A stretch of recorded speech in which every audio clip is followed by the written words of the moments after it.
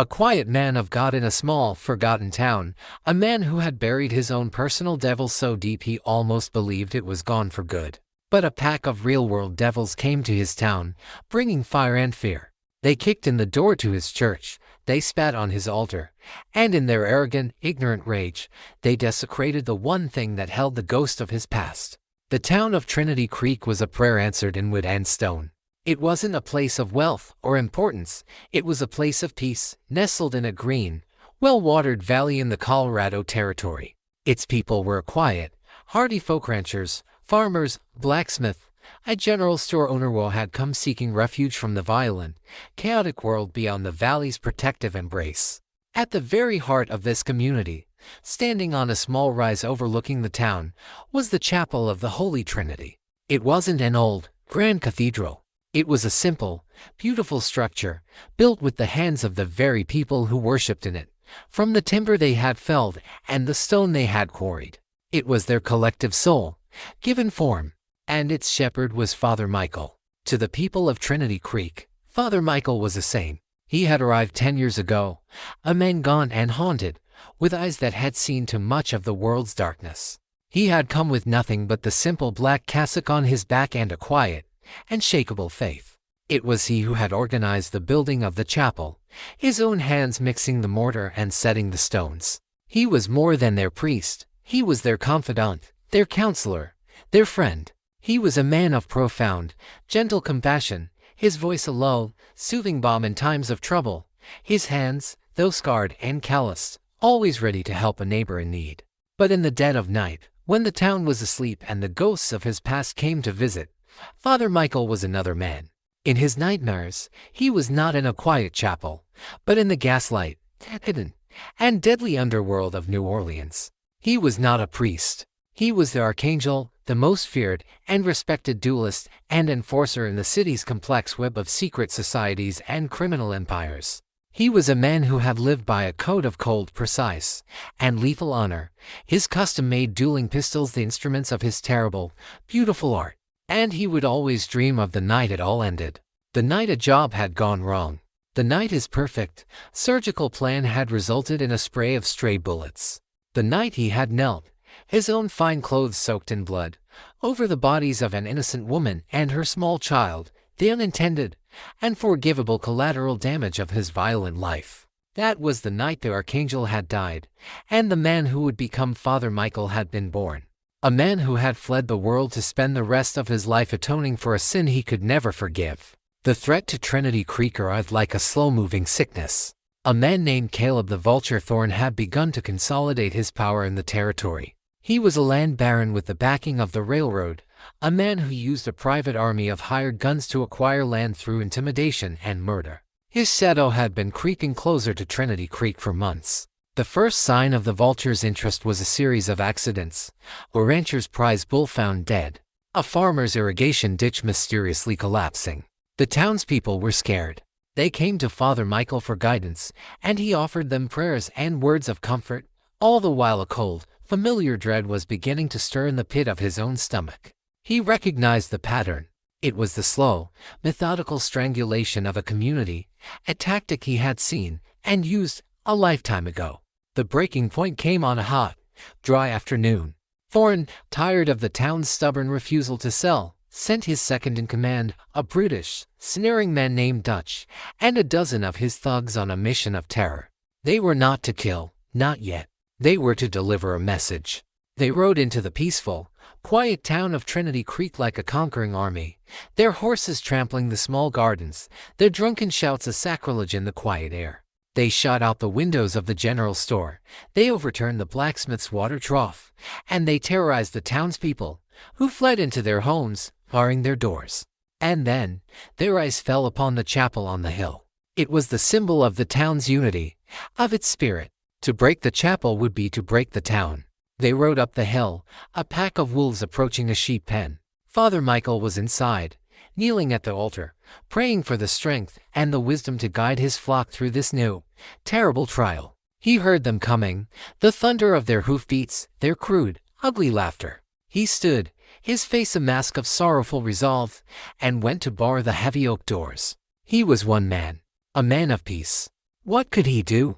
The doors splintered under the force of a heavy log being used as a battering ram. The thugs poured in, their faces flushed with whiskey and a cruel, destructive glee. They saw the priest, a solitary, defiant figure in black, standing before his altar. "Well, well," Dutch sneered, his eyes raking over the simple, beautiful interior of the chapel. "If it ain't the little black crow himself. We've come to deliver a sermon of our own, preacher." They were not just going to break the chapel, they were going to desecrate it. And in their blind, brutal arrogance, they were about to awaken a monster whose existence they could not even begin to comprehend. The interior of the chapel, which moments before had been a sanctuary of cool, reverent quiet, was now a place of profane chaos. Dutch and his men swaggered down the aisle, their spurs ringing a dissonant, ugly rhythm on the stone floor, their crude jokes echoing in the hallowed space. Father Michael stood before the altar, a silent and movable object. He was not afraid. The fear had been burned out of him 15 years ago, in a blood-soaked alley in New Orleans. What he felt now was a deep, profound, and soul-crushing sorrow. He was watching the physical manifestation of his own, hard-won penance being torn apart. "Get out of my church," he said, and his voice was not the gentle, soothing voice the townspeople knew. It was a low, quiet rumble, a sound of immense, compressed weight, like a rockslide waiting to happen. Dutch just laughed, a loud, braying sound. "Your church," he sneered. "This is Caleb Thorne's church now, and he finds its current decorations lacking." He gestured to his men. "Redecorate, boys." What followed was an orgy of senseless, brutal destruction.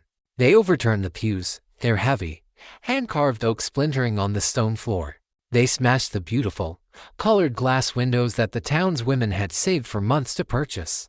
They tore the hymnals, scattering their pages like profane confetti. Through it all, Father Michael stood still, his face a mask of stone, his eyes watching, memorizing every face, every act of violation. He was absorbing their sins, taking them into himself, and in the cold, dark place where their archangel slept, a slow, terrible pressure was beginning to build. Then, Dutch strode to the altar, a beautiful, simple piece of polished pine that Michael had crafted with his own hands. With a single, powerful kick, he shattered one of its legs, sending the altar crashing to the floor, the silver chalice and the communion plates scattering across the stones. "No God in this church but the God of money, preacher," Dutch grunted, spitting on the fallen altar. But it was the final act of desecration that finally, irrevocably, broke the dam of Michael's control. At the side of the altar, there was a small, simple, hand-carved memorial. It was a small, wooden sculpture of a mother holding her child, a piece that Michael had carved himself in the long, lonely nights of his first years in the valley. The townspeople assumed it was a memorial to the Virgin and Child, but it was not. It was a memorial to the woman and child he had accidentally killed in New Orleans, the private, personal, and constant focus of his 15-year-long act of atonement. It was the tombstone of his own soul. One of the thugs, a young, witless brute, saw the carving. With a stupid, drunken laugh, he raised his rifle and brought the butt of it crashing down on the delicate sculpture. The wood, the product of 1,000 hours of penitent, loving labor, exploded into a shower of unrecognizable splinters. Something inside Father Michael snapped. The change was not a loud, explosive thing. It was a quiet, terrifying transformation. The sorrow in his eyes was extinguished, as if a candle had been snuffed out in a crypt. The gentle, compassionate light was gone, replaced by a cold, flat, and utterly empty darkness. The stooped posture of the humble priest straightened, and he seemed to gain 3 inches in height. The man who had been Father Michael was gone. In his place stood the archangel. He did not speak. He did not shout. He moved. His hand, which had been hanging loosely at his side, shot out and gripped the wrist of the man who had destroyed his memorial. The man, for all his brute strength, cried out, the bones in his wrist grinding together under a pressure that was not human. Michael twisted, a single, fluid, and brutally efficient motion, and the man's arm broke with a sound like a dry branch snapping. As the man screamed, Michael was already moving, a blur of black cloth and controlled, lethal fury. He was not a brawler. He was a master of a deadly, forgotten art of close-quarters combat, a mixture of fencing, knife fighting, and pure, anatomical precision. He disarmed another man with two lightning-fast strikes to the nerves in his elbow and shoulder. He used the man as a shield, shoving him into the path of a third, who was trying to bring his own gun to bear. Dutch, his face a mask of stunned, uncomprehending shock, finally managed to draw his pistol. He aimed at the swirling, black-clad figure of the priest who had suddenly become a demon. But Michael was no longer there. He had kicked over a heavy, iron candelabra, creating a momentary obstruction. And in that instant, he was gone, having slipped through a small, private door that led from the chancel to his personal quarters at the back of the chapel. The outlaws stood amidst the wreckage, their bravado gone, replaced by a new, superstitious fear. They had come to terrorize a meek, harmless priest. They had instead awakened something ancient, something professional, and something utterly, terrifyingly lethal. Dutch stared at the splintered remains of the memorial, then at the door through which the priest had vanished. A cold, dawning realization began to creep into his brutish, simple mind. He did not know who that man was, but he knew, with an absolute, gut-wrenching certainty, that they had just made the last, and biggest, mistake of their lives. The small, Spartan room behind the chancel had been Father Michael's sanctuary, a place of quiet prayer and simple living. It contained a narrow cot, a small writing desk, and a single, wooden crucifix on the wall. Now, it became the tomb from which a ghost was about to be resurrected. Michael moved with a cold, detached purpose. The sorrow, the grief, the 15 years of penitent peace, it was all gone, burned away by the white-hot, cleansing fire of his awakened rage. He was the archangel again, and his mind was a cold, clear, and logical instrument of death. He ignored the crucifix. He went to the simple, rough-hewn floorboards beneath his cot. He lifted a single, loose board, revealing not a hollow space, but the cold, iron ring of a hidden trapdoor. He pulled it open. A rush of cold, musty air, the breath of a buried life, washed over him.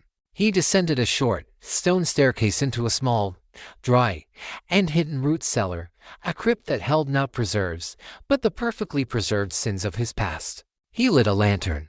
The yellow light revealed a large, iron-banded trunk, its surface coated in a thick and disturbed layer of dust. He wiped the dust away with the sleeve of his cassock, his movements reverent, almost reluctant. He unlocked the trunk. Inside, nestled in dark, crushed velvet, were the tools of his old trade. They were not the rough, practical weapons of a common gunfighter.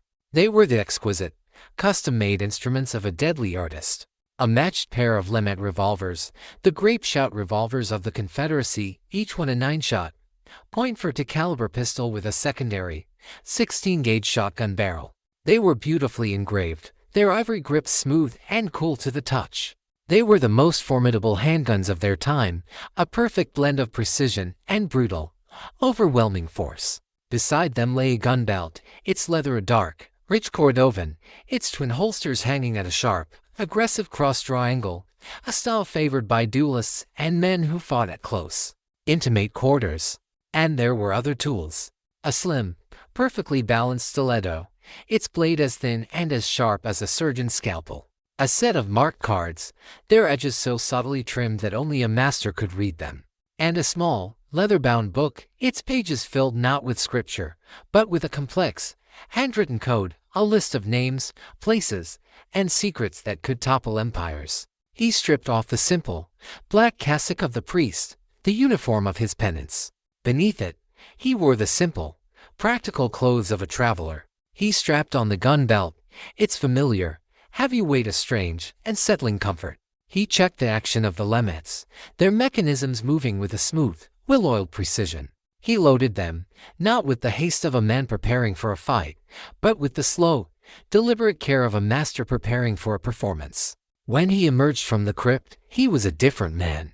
The gentle, compassionate face of Father Michael was gone, replaced by the hard, angular, and utterly emotionless mask of the archangel. His eyes, which had held the warmth of a confessor, now held the cold, detached appraisal of an executioner. He knew he could not stay here. Dutch and his men, once they recovered from their shock, would either burn the chapel to the ground or return with their full force. He had to leave. He had to disappear. He went to the small, barred window at the back of his quarters. He used the tip of his stiletto to quickly, silently, and expertly picked the crude lock on the window's latch. He slipped out into the night, a silent, dark-clad figure, and melted into the deep shadows of the graveyard that bordered the chapel. He did not run. He moved with a quiet, purposeful grace, circling around the town, keeping to the darkness, his destination the small, remote cabin he had built for himself in the hills, a place he went to for solitude and prayer.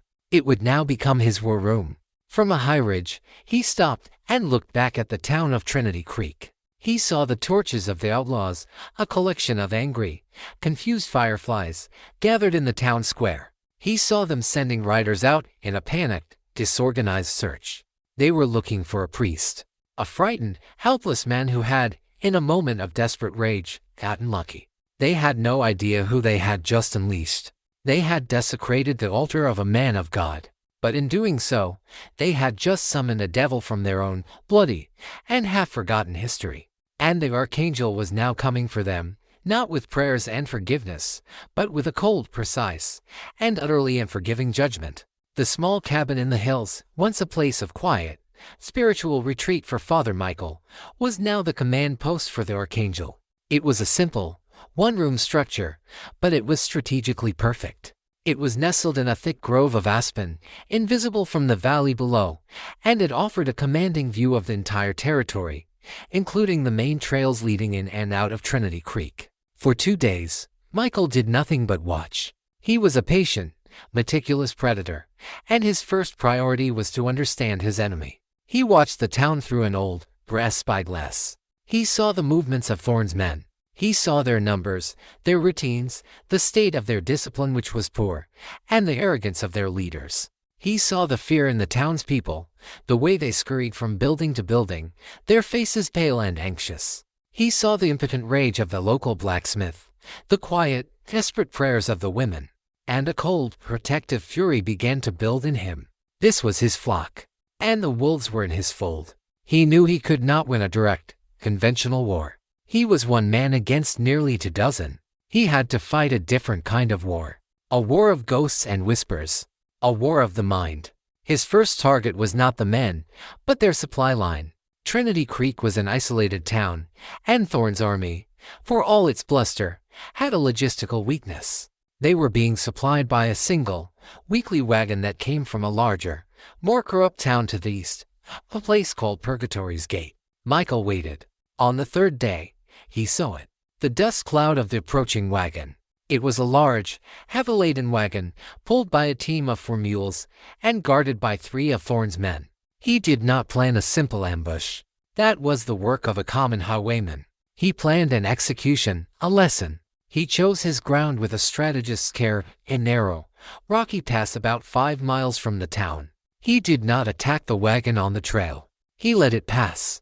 He was not interested in the supplies. He was interested in the men. He followed them, a silent, unseen shadow, until they made their camp for the night. They were lazy, confident men.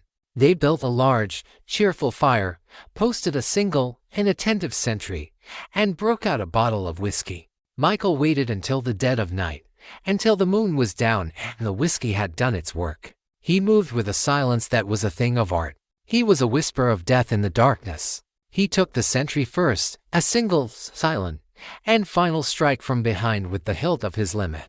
The man crumpled without a sound. He then moved to the 2 men who were sleeping by the fire. He was not a butcher. He was an artist. He used the loaded shotgun barrel of his right-hand limit. He pressed the muzzle against the temple of the first sleeping man and pulled the trigger. The sound was not a loud, echoing boom. It was a muffled, wet, and horribly intimate crump. The man's life was extinguished in an instant. The second man, jolted awake by the sound, had just enough time to open his eyes, to see the dark, avenging angel standing over him, before the second Lamotte shotgun barrel delivered its own final judgment. The lesson was not over. He was the archangel, and he always left his signature. He took out his deck of marked cards. He found the ace of spades. He tucked the card into the dead hand of one of the men. He then went to the wagon. He was not a thief. He did not touch the supplies, the ammunition, the food. He did one simple and terrifying thing. He took a small can of coal oil and a lucifer match. He set the wagon, and its entire contents, on fire. The next morning, a patrol sent out from Trinity Creek found the scene. They found the 3 dead guards, the calling card of the Ace of Spades, and the smoldering, blackened ruin of their entire supply line. The message to Caleb Thorne was clear, and it was written in a language of fire and death that he understood perfectly. You are not the only predator in these hills. You are being hunted. Your men are not safe. Your supplies are not safe. Nothing is safe. The first seal of the apocalypse had been opened in the Colorado Territory, and the townspeople of Trinity Creek, who were beginning to despair, who saw the burning wagon on the horizon and assumed it was another act of terror from Thorne, had no idea that their meek, gentle priest had just delivered his first, bloody sermon, and that their own personal avenging angel had just begun his holy and terrible war. The discovery of the destroyed supply wagon and the 3 dead guards sent a shockwave through Caleb Thorne's organization. The initial, arrogant confidence of his men was replaced by a new, creeping, and superstitious fear. They were not just fighting a town of stubborn farmers anymore. They were fighting a ghost, a professional, a killer who left playing cards on his victims and could strike with a silent, terrifying lethality. Thorne, in his makeshift headquarters in the Trinity Creek Saloon, was a man consumed by a new, obsessive rage. He was not just a land baron, he was a man of immense, fragile pride. And that pride had been deeply, publicly wounded. He put a bounty on the head of the mysterious preacher, a bounty so large it drew a new, and even more unsavory, element to the town: freelance bounty hunters, glory seekers, and cold-blooded killers, all hoping to cash in on the vulture's anger. This was exactly what Michael had anticipated. He knew Thorne. He knew the man's ego was his greatest weakness. Thorne had not just replaced his dead men, he had diluted his own power, had introduced a dozen new, and trustworthy, and purely self-interested players into the game. He had invited the serpents into his own nest. Michael, the Archangel, now began the second phase of his war. He would not just attack Thorne's forces from the outside, he would dismantle them from within. He would use their own greed, their own paranoia, their own venom, against them. He needed a new face. He rode to a small, secluded trading post a day's journey away, a place run by an old acquaintance from his former life, a man who asked no questions and traded in secrets as much as in supplies. He emerged from that trading post a different man. He was no longer the black-clad priest or the dark-clad avenging angel. He was now Silas, a down-on-his-luck, one-eyed gambler from the Mexican border. A cunningly applied patch covered his right eye, a ragged syrup covered his shoulders, and his skin was stained the dark, sun-baked brown of a man who had lived his life in the desert. He had a new horse, a new saddle, and a new, more common, set of guns. He was utterly unrecognizable. He rode into the chaos of Purgatory's Gate, the larger, corrupt town to the east where Thorne's influence was absolute, and where the new bounty hunters were gathering. The town was a cesspool of opportunism and casual violence, and Silas fit right in. He was a master of cards, a skill he had not used in 15 years. He found the dirtiest, most high-stakes poker game in the town's biggest saloon, a game that was the nightly haunt of Thorne's top lieutenants and the newly arrived bounty hunters. He played with a quiet, unassuming skill. At first, he lost a little. He won a little. He was just another drifter, trying his luck. But he was watching. He was listening. He was learning the hierarchy of this new and stable army. He identified the key players, a cynical, deadly bounty hunter named Reno, who seemed to have the respect of the other freelancers, and Thorne's own, brutish second-in-command, the man who had led the desecration of his chapel. Then, Michael began his real work. He used his marked cards, his master's touch, his profound understanding of human greed. He began to win. He didn't just win, he humiliated. He cleaned out one of Thorne's lieutenants, leaving the man broke and embarrassed in front of his own men. And then, he set his trap for Reno, the bounty hunter. He let Reno win a few hands, feeding his ego, making him feel superior. Then, in a single, high-stakes hand, a hand that had the entire saloon holding its breath, he laid his trap. He knew Reno was a cheat. He let Reno deal from the bottom of the deck. He let him think he had the winning hand. And then, just as Reno was raking in the massive pot, Michael, or Silas, spoke, his voice a low, lazy drawl. You know, friend, he said, in the part of the country I come from, we have a saying. A man who deals from the bottom is a man who is either very brave or very, very stupid. He turned over his own, seemingly losing hand, and then, with a flick of his wrist that was too fast to see, he produced a fifth card, the ace of spades, from his sleeve. The impossible, winning hand. The saloon exploded into a tense, dangerous silence. Reno had been caught, exposed, and utterly humiliated. His reputation, the only thing a man in his trade truly possessed, was in tatters. "You son of a," Reno snarled, his hand dropping to his pistol. But Michael was already moving. He was not the archangel in this moment. He was Silas, the back alley brawler. He kicked the table over, sending chips and cards flying, and was on Reno before the man could clear his holster. The fight was short, ugly, and brutal. Michael did not use his fine, dueling skills. He used his fists, his boots, a broken bottle. He left Reno a bloody, broken mess on the floor of the saloon. He had not just won a card game. He had shattered the fragile alliance between Thorne's men and the bounty hunters. He had exposed Reno, the top dog, as a cheat and a loser. He had proven that he, this one-eyed and known drifter, was now the most dangerous man in the room. And as he collected his winnings, he did one last thing. He walked over to the whimpering, broken form of Reno and leaned in close. "Tell your boss, Thorne," he whispered, his voice now the cold, chilling whisper of the archangel, "that the game has changed, and I hold all the cards." He then walked out of the saloon, leaving behind a room full of divided, suspicious, and now very much frightened men. He had used the serpent's own venom, the venom of greed and betrayal, and he had just injected a lethal dose of it directly into the heart of his enemy's army. The aftermath of the poker game was a slow-burning fuse. Caleb Thorne's authority, which had been absolute, was now being openly questioned in the saloons and bunkhouses of Purgatory's Gate. His men, who had followed him out of fear and a belief in his strength, now saw him as a leader who had been outmaneuvered and humiliated by a one-eyed drifter. The bounty hunters, their loyalty purely financial, now saw Thorne's operation as a risky and potentially unprofitable venture. The alliance was crumbling.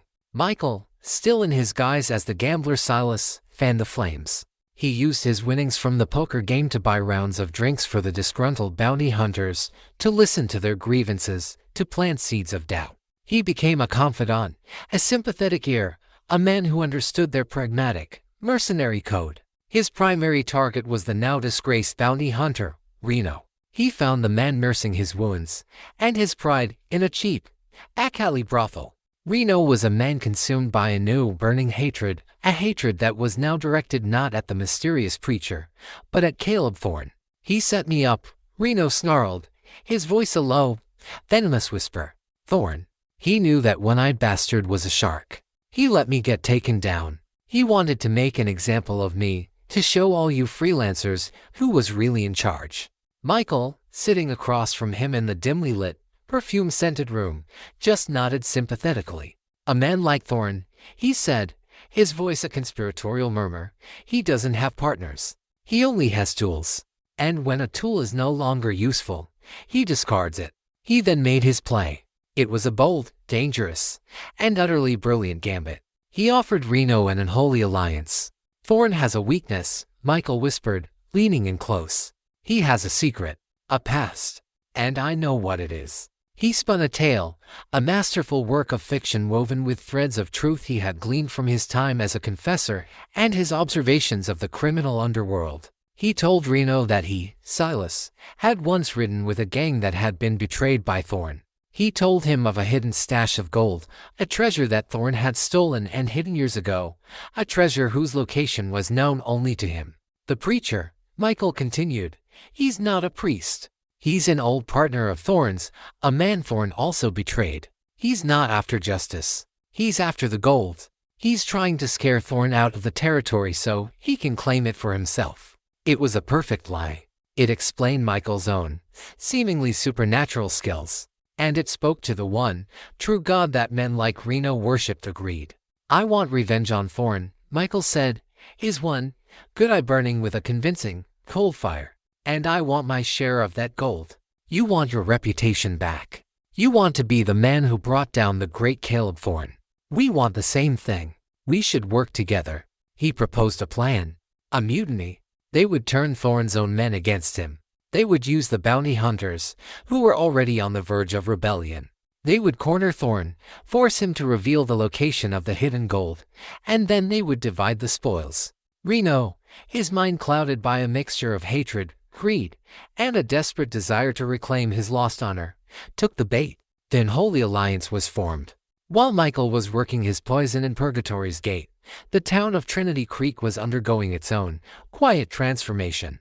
The initial terror of the raid had been replaced by a slow, simmering anger, a frontier spirit of defiance that was being quietly, methodically nurtured. The town's blacksmith, a man named Ben, had become the de facto leader of the town's small, but growing, resistance. He was a man of few words, but of immense, quiet strength. He had begun to organize the men of the town, teaching them to shoot, to fortify their homes, to work together as a single, cohesive unit. They were no longer a flock of frightened sheep. They were becoming a pack of determined, angry shepherds, ready to defend their fold. Michael had sent a secret message back to them, a coded letter passed through a friendly merchant. He had told them of his plan. He had told them to be ready. The war was about to come home. The final stage was set. The serpent, Thorne, was now being hunted not just by the ghost on the outside, but by the vipers he had welcomed into his own nest. The archangel had not just scattered his enemies, he had turned them into an army of his own. And the final, bloody, and treacherous battle for the soul of the territory was about to begin. The air in Purgatory's gate was thick with a new, volatile tension. The easy, arrogant swagger of Thorne's men was gone, replaced by a sullen, watchful paranoia. The bounty hunters, now unofficially led by the vengeful and newly emboldened Reno, were a separate, hostile camp, their conversations a low, angry buzz of conspiracy. The town was a powder keg, and Michael, the one-eyed gambler Silas, held the match. The mutiny began, as Michael had planned, not with a bang, but with a betrayal. He used his new, secret alliance with Reno to orchestrate a final, public humiliation for Thorne's second-in-command, Dutch, the brutish man who had led the desecration of the chapel. It happened in the town's main saloon. Dutch, a man whose authority rested solely on his reputation for brute strength, was challenged to a bare-knuckle boxing match by one of Reno's men, a massive, former bare-knuckle champion from the mining camps. The fight was a brutal, bloody affair, and Dutch, to the shock and delight of the assembled crowd of bounty hunters and disgruntled Thorne men, was systematically and humiliatingly beaten. He was left a bloody, broken mess on the saloon floor, his aura of invincibility shattered. The symbol of Thorne's physical power had been broken. Now, it was time to break his financial power. That night, Michael and Reno, with a handful of their most trusted mutineers, made their move. They did not attack Thorne's headquarters. They went to the town's assay office, where Thorne was storing the loot from his recent raids, the war chest he was using to pay his men. Michael, using the skills of his old life, a life of secrets and shadows, picked the lock on the massive, iron-reinforced door with an artist's delicate precision. They were inside. They did not steal the money. That was not the plan. They did something far more clever, and far more damaging. They took the heavy, canvas bags of coin, and they replaced them with identical bags filled with worthless lead washers and rocks. They left just enough of the real money to make it seem, at a casual glance, that everything was in order. The final piece of their plan was the letter. Michael, using a skill for forgery that he had not employed in 15 years, penned a short, damning note in what was a perfect imitation of Thorne's own, elegant handwriting. The note was addressed to the railroad baron who was secretly backing Thorne. It spoke of a plan to double-cross the bounty hunters, to eliminate them once the Trinity Creek problem was solved, and to keep the lion's share of the profits for Thorne himself. The note was a masterpiece of psychological warfare, a perfect blend of truth and lies, designed to ignite the already smoldering embers of the bounty hunters' paranoia into a raging inferno. The next morning, the fuse that Michael had so carefully laid was lit. It was payday for Thorne's men. He gathered them in the town square, his face a mask of false, confident authority, trying to reassert his control. But the mood was sullen, rebellious. The story of Dutch's humiliation had spread. And then Reno, his face a mask of righteous fury, stepped forward. He produced the forged letter. He read it aloud, his voice ringing with a betrayed outrage. The effect was electric. The bounty hunters, their worst fears confirmed, exploded in a roar of fury. They were being played for fools. Thorn, his face a mask of stunned, uncomprehending rage, denied it all. "It's a lie. A trick," he bellowed. But it was then that one of his own, now disloyal lieutenants, a man who had been in on Michael's plan, demanded their pay. He went to the war chest and, with a great, dramatic flourish, ripped open one of the heavy, canvas bags. A shower of lead washers and rocks cascaded onto the dusty ground. The mutiny was complete. Thorn's army, the foundation of his entire empire, dissolved before his eyes. The bounty hunters, led by Reno, drew their guns, their faces masks of murderous intent. Thorn's own men, seeing the worthless pay, and the direction the wind was now blowing, either joined the mutiny or melted away into the crowd. Caleb Thorn, the vulture, the tyrant of the territory, was now alone, surrounded by the very men he had hired to protect him, their guns now all pointed at him. But Michael, the archangel, was not finished. He had not orchestrated this brilliant, bloody coup just to see Thorn killed in a messy, chaotic street brawl. He had a final, more personal, and far more terrible sermon to deliver. From the roof of the saloon, a single clear and commanding voice called out, the voice not of the one-eyed gambler, Silas, but of a man of profound and terrifying authority. "He is mine," the voice said. And as the stunned, mutinous crowd looked up, they saw him, a figure in black, a man who had shed his disguise, his face a grim, avenging mask, a Lemet revolver in each hand. The archangel had revealed himself. The revelation of the archangel on the roof of the saloon was a moment of pure, theatrical genius that froze the chaotic scene in the town square. The mutinous bounty hunters, their blood up, their guns drawn, stopped in their tracks. They stared up at the figure, a man they had known as the one-eyed gambler, Silas, now transformed into a black-clad, two-gun specter of death. Caleb Thorn stared up at him, his mind reeling, a final, dawning horror in his eyes. He finally understood. He had not been fighting a town of farmers, or a single, vengeful preacher. He had been fighting a master, a ghost from the bloody, half-forgotten history of the West. Who are you?" Thorn stammered, his voice a dry, terrified whisper. "I am the man whose church you burned," Michael called down, his voice a low, chilling sound that carried with an absolute authority. "I am the man whose flock you terrorized.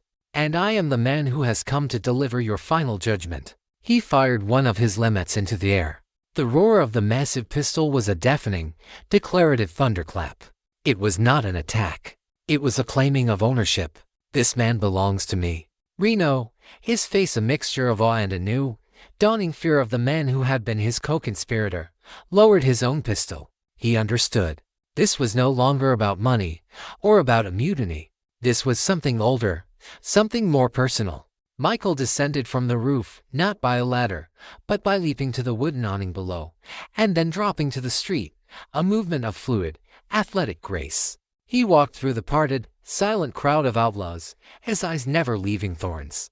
"You and I," Michael said, his voice a low, intimate whisper of menace, "are going to take a ride. We are going to go back to the beginning. We are going to go back to my chapel. Your road to hell is going to start in a house of God." He disarmed the terrified, broken land baron. He then turned to Reno. "Your debt with Thorn is paid," he said, his voice a flat, final statement. "The money he promised you is a lie, but the money in the Trinity Creek Bank, that is real. It is a prize for the men who are smart enough to choose the winning side." It was a brilliant, final move. He was not just taking Thorn, he was scattering the rest of his army, sending them on a wild goose chase for a bank that was a day's ride away, a bank that was now, thanks to him, very well defended by a town that had found its courage. He put Thorn on a horse and, with a rope around the man's neck, began the long, slow, and very personal journey back to Trinity Creek. It was not a ride of a lawman and his prisoner. It was the ride of a priest and a sinner, a confessor and a condemned man. It was a pilgrimage of the damned. For 2 days, they rode. Michael did not speak. He let the silence, and the vast, indifferent wilderness, work on Thorn's soul. He let the man contemplate the utter, absolute ruin of his life. They arrived at Trinity Creek at dusk. The town was quiet, peaceful, the scars of the raid already beginning to heal. The people of the town watched as their priest returned, leading the man who had been their tormentor, a broken, humbled wreck. Michael did not take Thorn to the town's small jail. He led him up the hill, to the ruined chapel. He led him through the splintered, broken doors and into the desecrated sanctuary. He lit a single, solitary candle and placed it on the floor, its small, flickering flame casting long, dancing shadows on the ruined walls. This was a place of peace, Michael said, his voice a low, sorrowful whisper in the quiet ruin. A place of hope. A place where a man could come to try and wash the blood from his soul.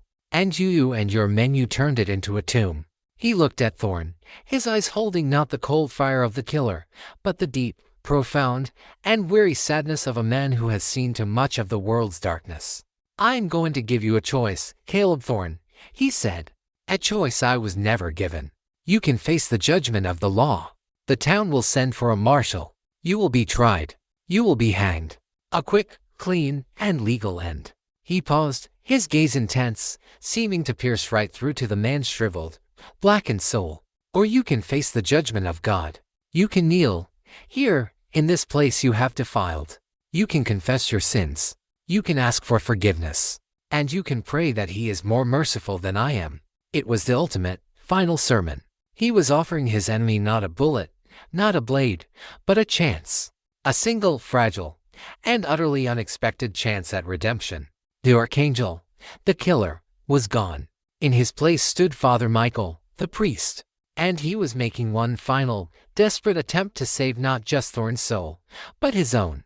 The ruined chapel was a place suspended between heaven and hell. The single, flickering candle flamed through long, distorted shadows that writhed on the walls like tormented souls. The air was thick with the smell of old stone, burnt wood, and the heavy, palpable weight of a man's final, eternal choice.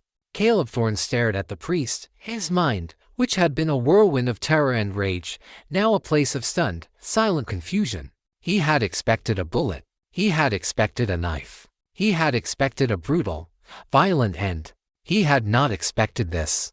This quiet, terrible, and utterly incomprehensible offer of grace. He looked around the ruined sanctuary. He saw the smashed windows, the overturned pews, the shattered, splintered remains of the altar. He saw the ghost of the place it had been, a place of peace he had destroyed out of sheer, casual cruelty. And he looked at the priest, at the man who had single-handedly dismantled his entire empire, a man who now stood before him, not as an executioner, but as a confessor. Something inside Caleb Thorn, a thing that had been hard, and cold, and dead for a very long time, began to crack. He had built his life on a simple, brutal philosophy: the strong take, and the weak suffer. He had never known mercy. He had never known forgiveness. He did not understand the language that this strange, terrible priest was now speaking. "Why?" Thorn whispered, his voice a raw, broken sound. "Why would you do this? After what I did?" "Because every soul," Father Michael replied, his voice a low, gentle murmur that seemed to fill the vast, empty space, no matter how stained, "deserves a final chance to turn towards the light." He paused, his own eyes holding the reflection of 1,000 of his own personal demons. "And because I, more than any man, know the terrible weight of a life lived without hope of redemption." He was not just speaking to Thorn. He was speaking to himself. He was speaking to the ghost of the archangel that still lived within him. In offering Thorn a chance at salvation, he was desperately seeking his own. Thorn's legs, of their own accord, gave way. He sank to his knees on the cold stone floor, his body shaking with a profound, soul-deep tremor that was not fear, but something else entirely. It was the shattering of a lifetime of pride, of cruelty, of a belief in nothing but his own brutal strength. And he began to talk. The words came out not as a confession, but as a torrent, a purging of a lifetime of sin. He spoke of his first killing, of the ranches he had burned, of the men he had betrayed, of the casual, thoughtless cruelty that had been the very currency of his life. He spoke of the emptiness, the gnawing, insatiable hunger for more, that had driven him. He wept, not with self-pity, but with the profound, agonizing grief of a man who was seeing his own monstrous reflection for the very first time. Father Michael listened. He did not judge. He did not condemn. He simply stood, a quiet, compassionate witness to the breaking of a man. He was a priest again, performing the last, and most important, sacrament. When Thorn was finished, a deep, exhausted silence fell over the chapel. The single candle had burned down to a sputtering, final flame. The first, pale, gray light of dawn was beginning to filter through the broken windows. Thorn looked up at Michael, his face a mess of tears and dirt, his eyes stripped of all their former cruelty, leaving only a raw, pleading vulnerability. Is there any hope for a man like me?" he whispered. "There is always hope," Father Michael replied, his voice a soft, gentle promise. "But redemption is not a gift. It is a path, a long and a hard one. And it begins with a single, honest step." He helped the broken man to his feet. He did not lead him to the town jail. He led him out of the chapel and to a horse. He gave him a skin of water and a small pouch of food. "The law will come for you, Caleb Thorn," he said, "and you will answer for your crimes. But what you do between now and then, that is between you and God. Ride east, to the territories, and try to be a better man." Thorn stared at him, his mind unable to grasp the enormity of what was happening. He was being set free. He was being given the one thing he had never given anyone else: a second chance. He mounted the horse and, without a word, without a backward glance, he rode away, a solitary, broken figure disappearing into the vast, and forgiving, and yet suddenly hopeful, landscape of the new dawn. Father Michael stood and watched him go. He felt a profound, bone-deep weariness, but it was a clean kind of tired. The rage was gone. The ghost of the archangel was quiet. He had faced the devil, not on a dueling ground, but in the sanctuary of his own tested faith. And he had won. He turned and looked at his ruined chapel, at the ashes of his old life. But he did not see a tomb. He saw a foundation, a place to rebuild. He had found his own absolution, not in an act of vengeance, but in an act of radical, and seemingly impossible, grace. The town of Trinity Creek awoke to a new, and profoundly different, world. The outlaws were gone, scattered to the winds.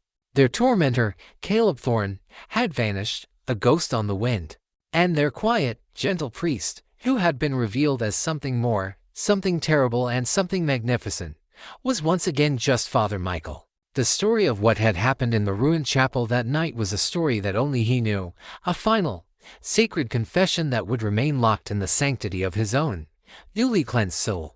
To the townspeople, their deliverance was a miracle, a testament to the strange, divine power of their quiet, unassuming priest. They came to him at the chapel that morning, a slow, humble procession of ranchers and farmers, their hats in their hands, their faces filled with a mixture of awe, gratitude, and a new, deeper understanding.